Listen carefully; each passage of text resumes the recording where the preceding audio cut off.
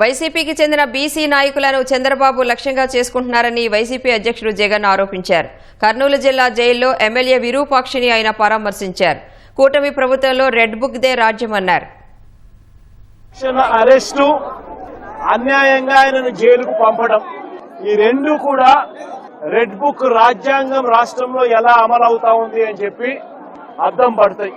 వైఎస్ఆర్సీపీ పార్టీలో ఎదుగుతా ఉన్న బీసీ నాయకులను చంద్రబాబు నాయుడు గారు ఏ రకంగా లక్ష్యంగా చేసుకున్నారు అనంటే, శ్రీకాకుళంలో మొన్న మత్స్యకార బీసీ నాయకుడు సిదిరి అప్పలరాజు విషయంలో ఓ బైక్ యాక్సిడెంట్ ను ఏకంగా వక్రీకరించి హత్య కింద, కుట్ర కింద, హత్య కింద బుక్ చేసినారు.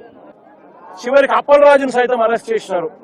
ఇదే అప్పలరాజు గారిని చూడడానికి నేను, అప్పలరాజు కుటుంబాన్ని, అప్పలరాజును చూడడానికి నేను పోతే ప్రజలు విపరీతంగా వచ్చిన సందర్భంలో చింతాడ రవికుమార్ అని చెప్పి ఆముదాల వలస మా కోఆర్డినేటర్ బీసీ నాయకుడు, ఆయన లేడీ ఎస్ఐని చంపబోయాడంట.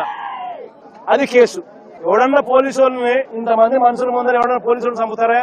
అందులో ఆడ ఎస్ఐని ఎందుకు చంపుతారు ఎవరైనా కూడా? అయినా ఆయన మీద ఇటువంటి తప్పుడు కేసు, అరెస్టు, అక్రమ కేసులు ఇష్టం వచ్చినట్టుగా పెట్టడం, దొంగ సాక్ష్యాలను క్రియేట్ చేయడం, ఇష్టం వచ్చినట్టుగా అరెస్టు చేసుకుంటూ పోవడం రాష్ట్రంలో ఇవాళ జరుగుతా ఉన్నది ఇదే.